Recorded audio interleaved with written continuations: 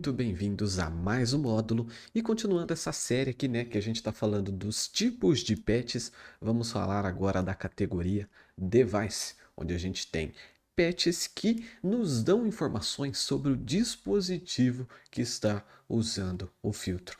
Aqui vão ter dois patches só por enquanto, pelo menos nessa versão que a gente está no Spark, que é o de Device Motion e o de Locale. Mas eu vou colocar como um extra aqui neste módulo explicando como funciona esse Device Motion, quais celulares são compatíveis ou não, como você checa tudo isso.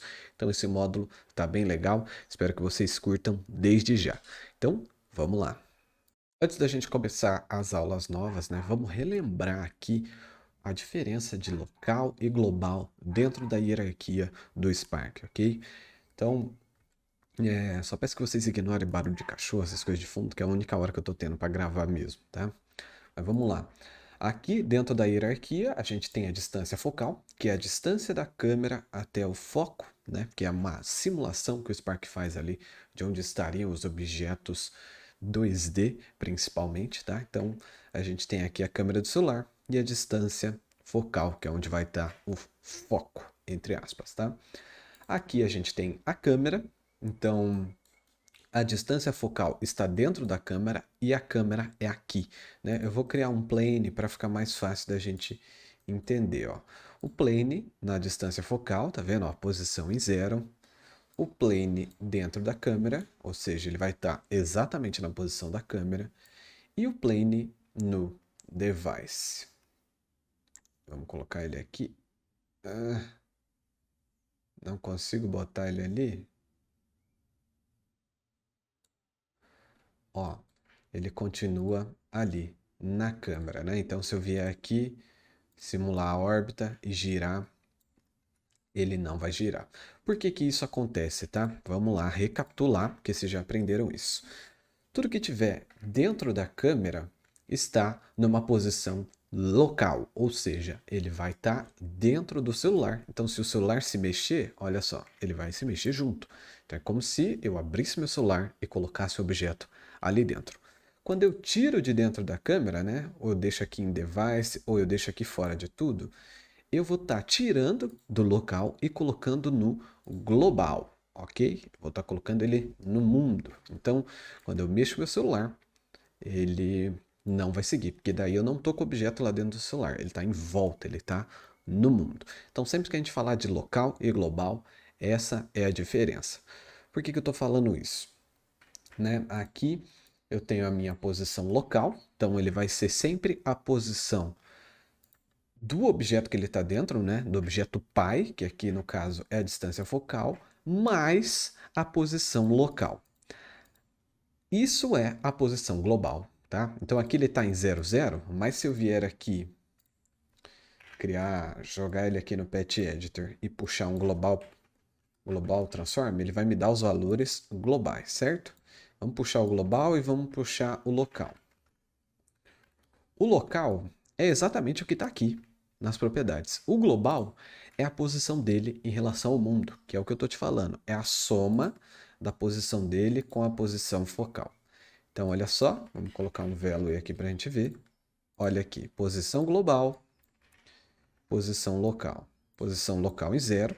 Se eu vier aqui mexer o meu plane, ó, aí mudou aqui, a posição local mudou. E a posição global, que é a posição dele no mundo, vai ser esse aqui. Então, se eu colocar um outro plane e arrastar ele aqui para fora, ó, o plane está aqui no mundo, tá vendo? Está aqui no mundo. E eu boto a posição dele para seguir a posição global do meu plane que está lá dentro. Então, vamos chamar ele de local e vamos chamar o outro de global, tá? Então, ó, peguei a posição do meu plane local, a posição global dele, e vamos colocar no nosso plane ali, global. Aí, quando eu virar aqui, ó, deixa eu mudar a órbita, ó, o meu plane global vai seguir a posição do meu plane local. Entendeu? Porque ele está fora. Se eu colocar aqui dentro, aí ele vai somar com a distância focal aqui, ó. E aí ele não vai ficar tão certinho, ó. Vai ficar bugado, na verdade, ó, porque ele vai somar essas duas posições. É um pouco confuso de entender, mas como vocês já aprenderam isso, só trouxe essa aula aqui para a gente recapitular. Então agora a gente já pode ir para a próxima. Como a gente viu agora a diferença de local e global, a gente entende que a gente pode criar efeitos que tenham objetos no mundo, onde a pessoa possa andar no cenário e interagir com eles, tá? Aí seria como uma simulação de realidade virtual dentro de realidade aumentada. É um pouco complexo esses termos, mas você pode ver aqueles filmes, por exemplo, de Portal, que o meu amigo Pedro já fez vários muito legais, onde tem uma porta no meio do ambiente, você vai andando e entra dentro do local. O Tarcísio fez um também de Bob Esponja, muito legal. Então, como que esses efeitos funcionam, né? Como que o celular entende isso? Por que que eu estou falando disso? Porque nem todo celular é compatível com esse tipo de efeito. E é importante você saber disso, porque cada trabalho vai ter um público-alvo diferente. Se o seu público-alvo tem aparelhos que não são compatíveis com isso, talvez seja legal você repensar essa ideia para algo que seja compatível. Então vamos lá. Como que funciona? Para você saber se um celular funciona ou não esse tipo de efeito, você tem que saber se esse celular tem giroscópio e acelerômetro. A gente precisa dos dois. Aí, vou colocar um extra aqui para vocês explicar o que é um giroscópio e o que é um acelerômetro, obviamente no contexto de smartphones, celulares, smartwatches, etc. Vamos lá. O que é o acelerômetro, tá? O acelerômetro, ele é uma tecnologia mais antiga que ela serve, né, de maneira mais básica para você entender o básico mesmo. Ela sabe a direção que o celular está. Então, sabe quando você ativa a rotação de tela e aí você vira o celular aqui e ele muda o aplicativo para o modo de paisagem, né? Ele gira o aplicativo. Quem faz essa detecção é o acelerômetro. Mas o acelerômetro ele é bem limitado, ele serve mesmo para você ver a orientação, geralmente de assim. Ele faz isso baseado na gravidade. Então tem um sensor ali que vê o peso e tal, ele entende que o celular virou, aí ele manda um comando e aí a tela vira. É por isso que você tem uma resposta um pouco demorada para isso acontecer, né? Você vira, passa tipo um segundo e aí o celular vira a tela. Aí, né, com o tempo foram inventando as novas tecnologias até que chegou o giroscópio. O giroscópio, né? Isso aí é um giroscópio de verdade que é usado em aulas para explicar como funciona a bússola, esse tipo de coisa, pesquise. Mas dentro do contexto de celular, o giroscópio ele é uma versão melhorada aí do acelerômetro que ele consegue saber exatamente a rotação do celular em volta dele mesmo. Então a gente parte de um ponto zero, que seria ali a parte dourada, enquanto o resto vai girando, ele consegue ter esse valor de rotação para a gente. E os dois trabalhando em conjunto são grandes aliados da gente que cria a realidade aumentada, porque a partir disso é que você consegue saber onde seu celular está virado e tudo isso. E ele consegue botar um objeto no mundo, por exemplo, você girar a câmera e voltar, ele sabe onde ele estava, porque ele guarda, ó, naquela posição ali ficou, o celular está nessa posição aqui, então a partir desse cálculo eu sei que aquele objeto está lá. Tá? Tudo isso acontece por trás, você não precisa configurar tudo isso, é uma coisa que acontece automático, mas você tem que entender que é preciso ter essas peças dentro do celular para ele rodar, porque senão não dá para saber onde é que está o objeto, porque o celular não tem essa tecnologia, ele não dá essa informação para o software, tá? E como que a gente sabe se o celular tem ou não isso? Cada ano que passa, né, a tecnologia vai evoluindo, os celulares de entrada vão ficando cada vez mais potentes na média, né? E a grande maioria dos celulares intermediários ali já tem. Mas tem alguns celulares, alguns não, vai. Os celulares aí abaixo de R$ 1.000, a maioria deles não tem o giroscópio especificamente. Eles têm o acelerômetro, né? Porque vira de lado, mas não tem o giroscópio. Alguns celulares você não vai nem encontrar informação para saber se tem ou não. Aí eu vou dar uma dica para você pesquisar especificamente aparelhos, tá? Que é a dica que eu dou. Por exemplo, eu vou atingir um público D. Qual é o celular que o público D está comprando, né? Um grande exemplo aqui é o Moto E. Então, quando a gente pega um celular de referência, né? Se ele não tem muito provavelmente a concorrência que tem a mesma faixa de preço não vai ter também, tá? Então tem um site muito legal aqui que eu vou mostrar para vocês, que é o Tudo Celular. Não é publi isso, eu acho esse site muito bom. Tem outros também, mas eu acho esse o mais fácil de usar. Então a gente pode vir aqui em cima, ó, pesquisar Moto E, tá? Então a gente aparece aqui o Moto E, aparece vários tipos de modelos que tem, né? 22i, 22, 22S, etc. Então a gente vai aqui nesse E22, eu não colhei, tá? Vou ver junto com vocês. E a gente vai descer e ele vai aparecer aqui pra gente tudo sobre esse aparelho. Então, desde a versão do Android, disponibilidade, tem o preço aqui, ó, que eles usam um comparador de preço e colocam o menor preço. Então você já tem uma noção de qual público vai comprar isso. Custo-benefício, e olha só isso aqui, ó. O celular custa 895 e o custo-benefício dele é 6. Então você já vê como que é nesse público, né, comprando o celular. Desempenho 4.5 não é muito bom, né? Então aqui também você já vai saber se o seu filtro vai rodar bom, se vai rodar ruim, tá bom? É bem legal ter essa noção. A gente tem aqui opções de SIM, os dados técnicos, aí aqui tem o processador dele, né, bem fraquinho. Ó, chipset bem fraquinho também, GPU fraquinha, muito fraquinho. Resolução do celular baixa. A gente chega na câmera aqui também. Aí, aqui, ó, a gente vai chegar nos sensores. Dá uma olhada, ó. Como eu falei para vocês, a maioria dos celulares tem acelerômetro, tá? Eu acho que hoje em dia não existe celular sem acelerômetro, a não ser que ele não tenha o modo paisagem, tá? Mas olha só isso aqui, ó, giroscópio. Não tem giroscópio e não tem bússola, tá?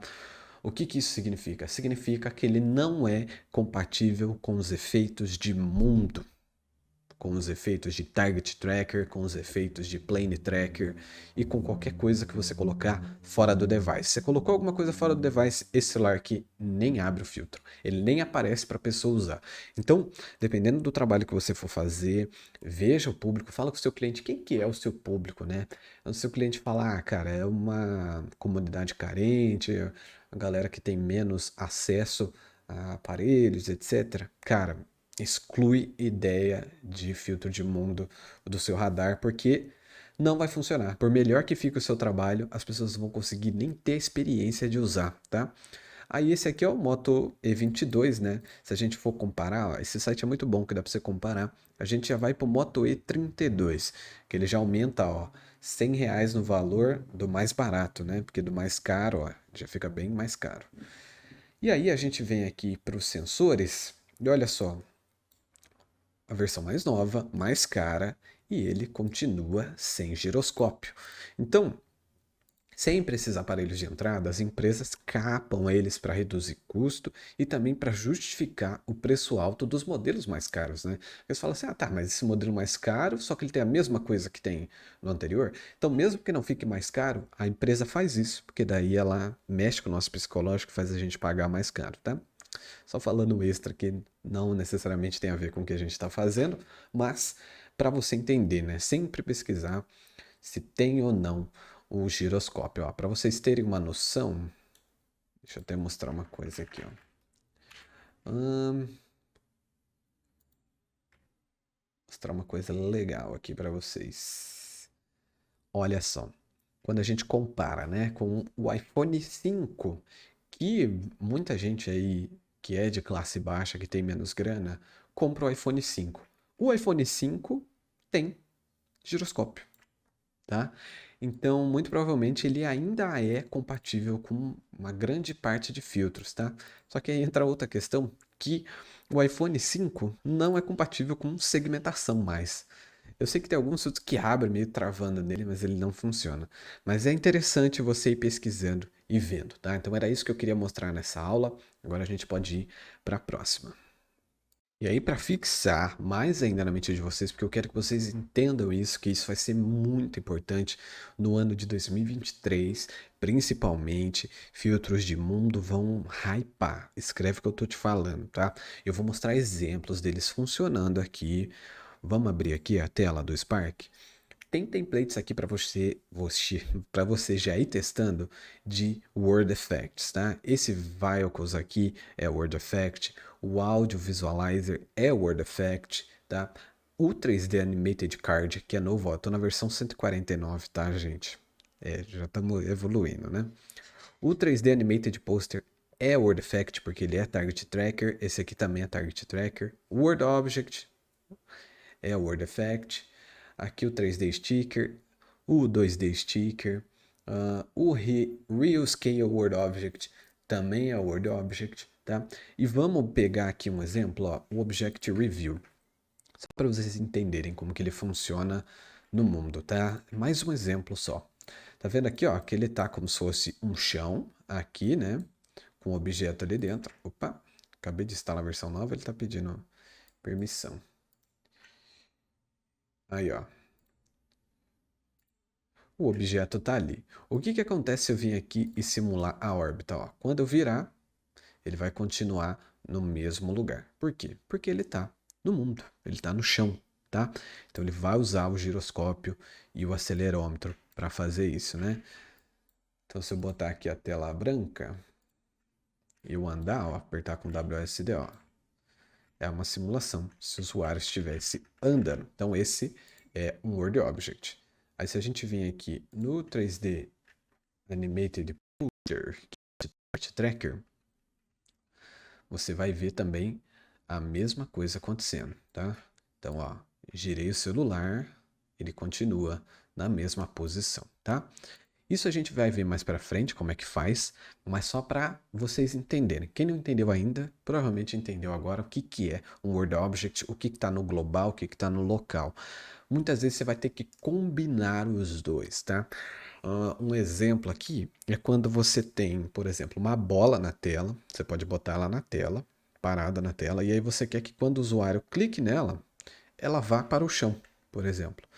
Aí você pode fazer essa animação dela saindo de uma posição global e indo, ou de uma posição local e indo para uma posição global. Entende? Legal isso, né? Então você vai combinar as duas. Enfim, é importante, cara. Ouve o que eu tô falando. É muito importante vocês entenderem como que isso funciona. Sério, vai por mim.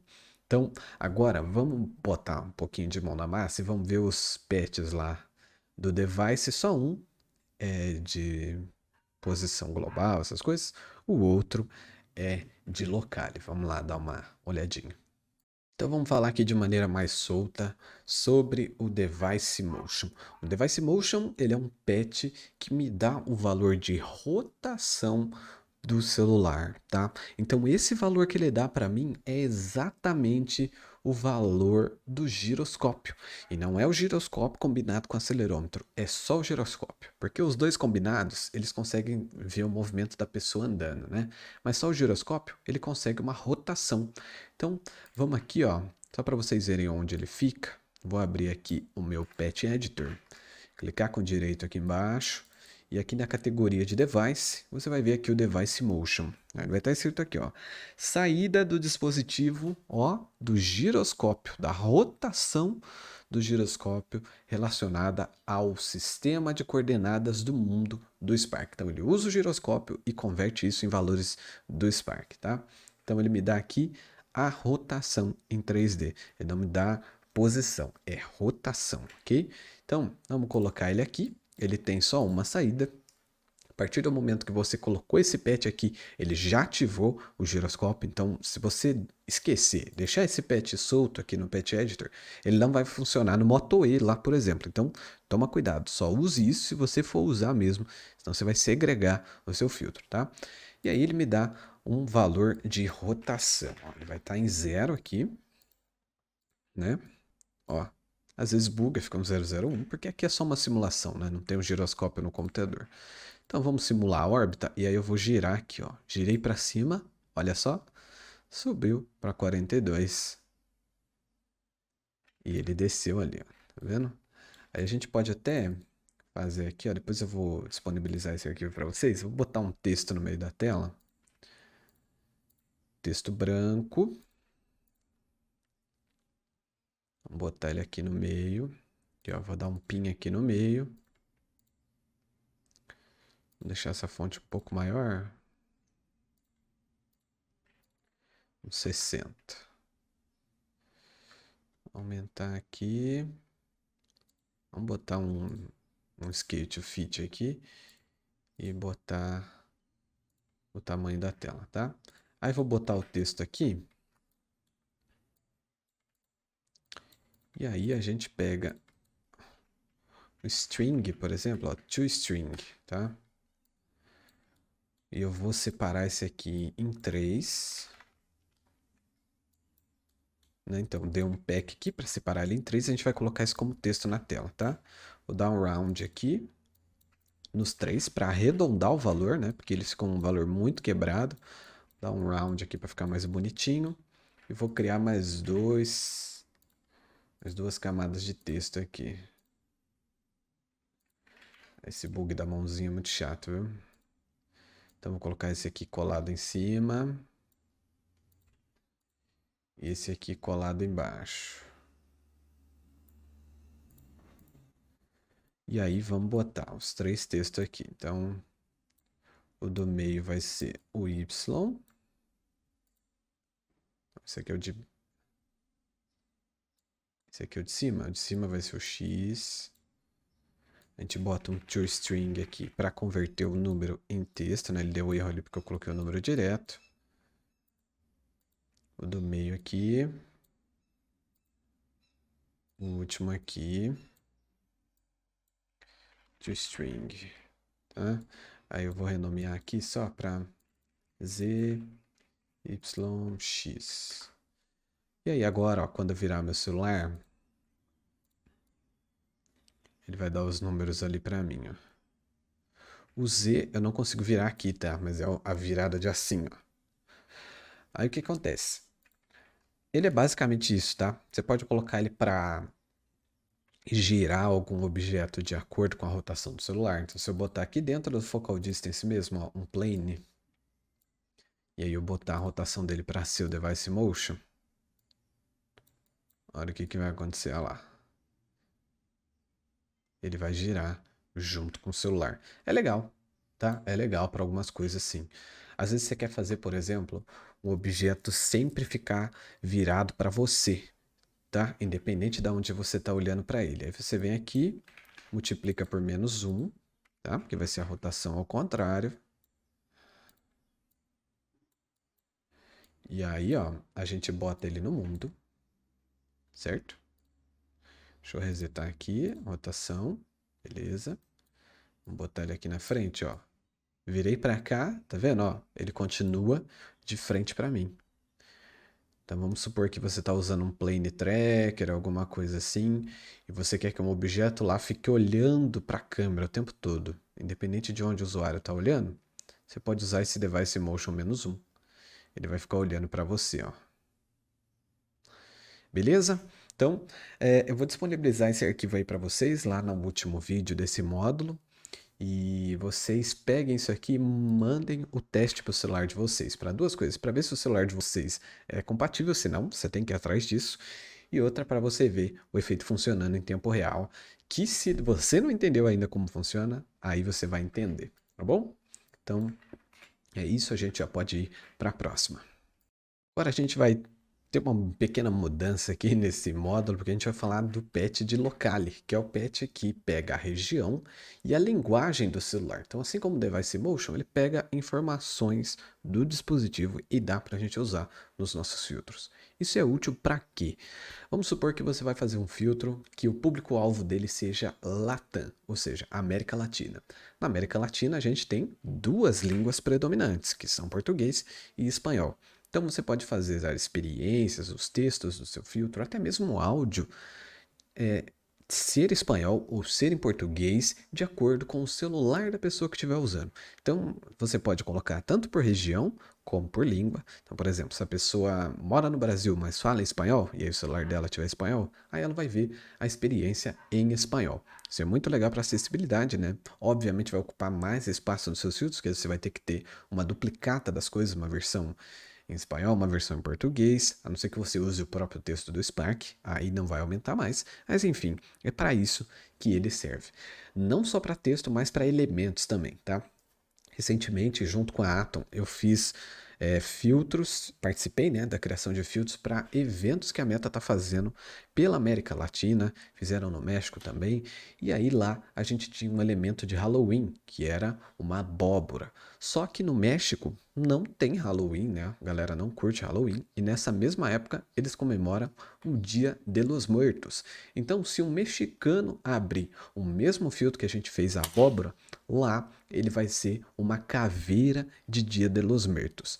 Isso é um exemplo bem legal para vocês terem noção disso, tá? Por enquanto a gente só tem essa diferenciação por países, mas eu acredito que muito em breve a gente vai ter por estado, a gente vai ter por geolocalização, né, com latitude e longitude, mas por enquanto já dá para a gente fazer umas brincadeirinhas bem legais. Então vamos lá.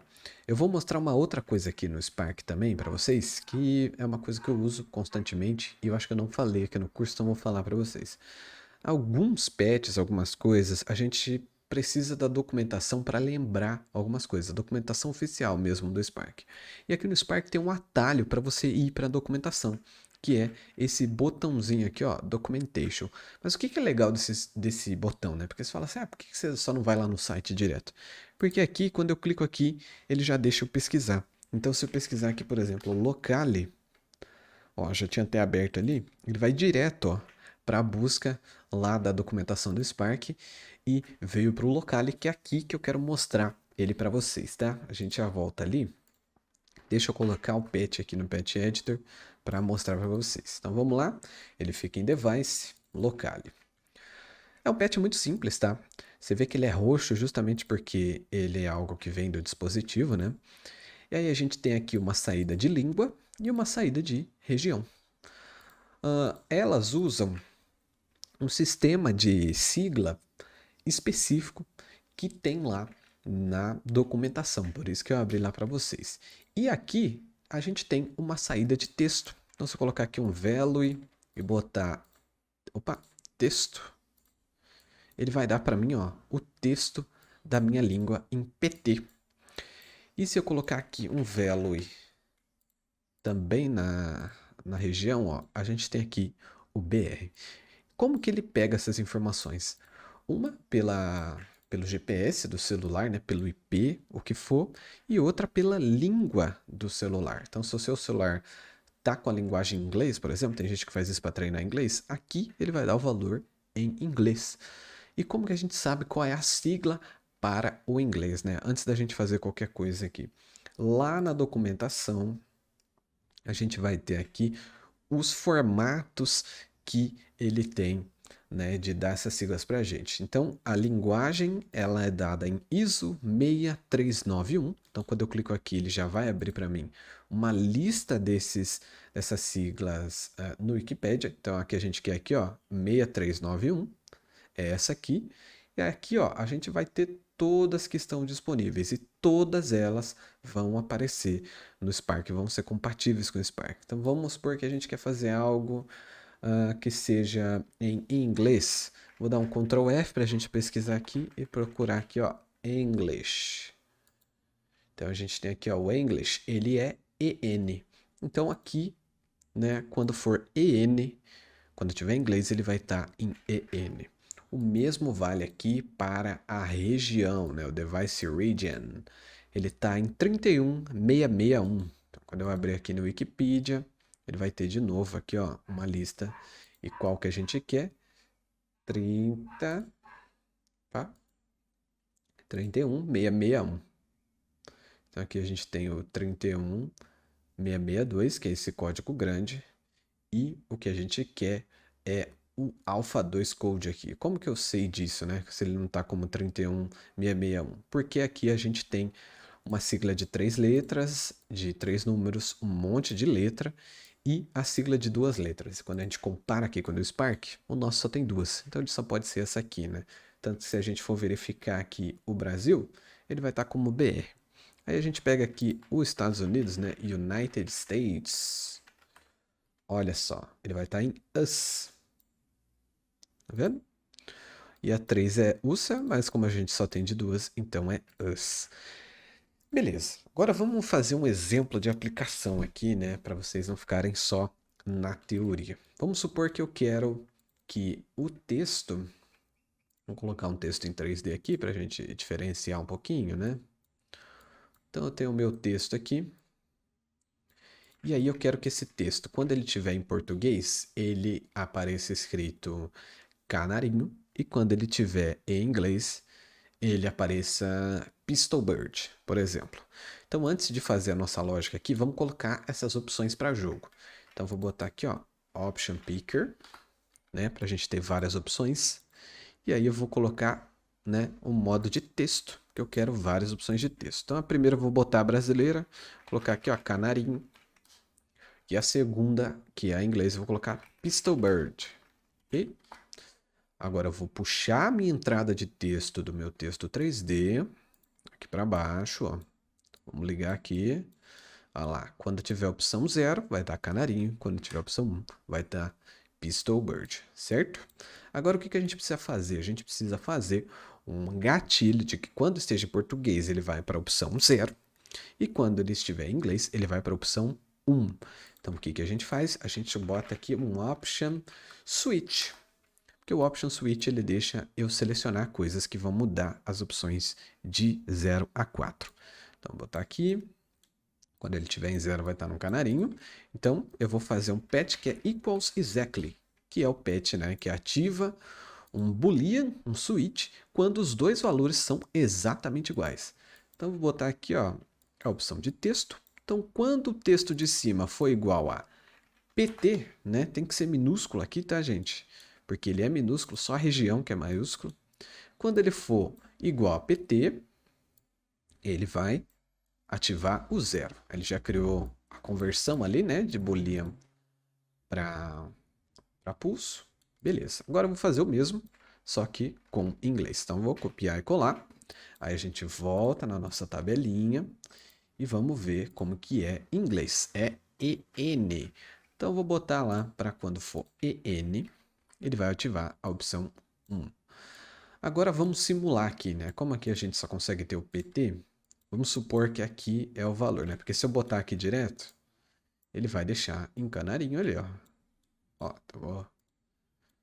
Ó lá, tá em canarinho, tá vendo? Então vamos simular, vamos escrever na mão, tá? Então vamos supor que esse aqui é o locale, ó, é o language. Botamos ele aqui, vamos botar, né, os dois aqui no equals exactly e vamos botar EN. Olha lá, mudou para Pistol Bird, PT, mudou para canarinho. Aí se eu colocar mais uma opção, vamos colocar o espanhol já sei que é ES, né? Mas se você quiser conferir aqui, né, a gente pesquisa aqui Spanish, ES, tá? A gente bota uma terceira opção e nessa opção a gente coloca passarito, ok? E aí quando ele tiver em ES, ele vai estar em passarito. Aí aqui é uma coisa importante, né? Obviamente você não vai colocar todas as línguas, quer dizer, eu acho que não, né? Então você tem que definir uma que seria a padrão para quem não está em nenhum desses idiomas. E qual vai ser ela? Vai ser a que está em 0. Porque se eu não ativar nenhuma opção aqui, ele vai estar em 0, né? Então deixa eu botar nada aqui, por exemplo.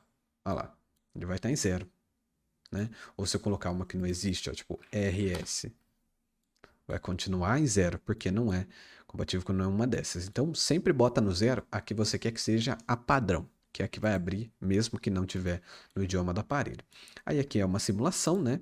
Mas você pode vir aqui e ligar direto o language do locale para ele funcionar direitinho. A região funciona da mesma maneira, tá? Você vai colocar equals, igual tá aqui, só que você vai botar com letra maiúscula. Não esquece disso, tá? Porque isso faz diferença, sim. Então é assim que funciona o Pet Locale. Eu vou salvar esse aqui também, ó. E aí vocês vão ter acesso a esse arquivo no último vídeo desse módulo, que é o próximo. Bora lá?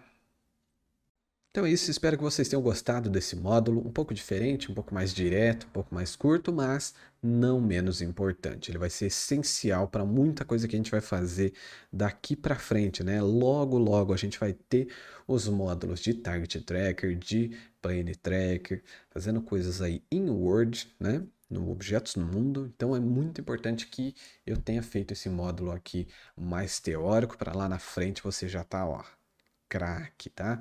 Então é isso, os arquivos que eu falei que ia deixar disponível estão aqui embaixo dessa aula. Então baixa o zip, dá uma explorada, testa no celular para ver se funciona ou não, muda a língua do celular para você ver o efeito acontecendo, tá?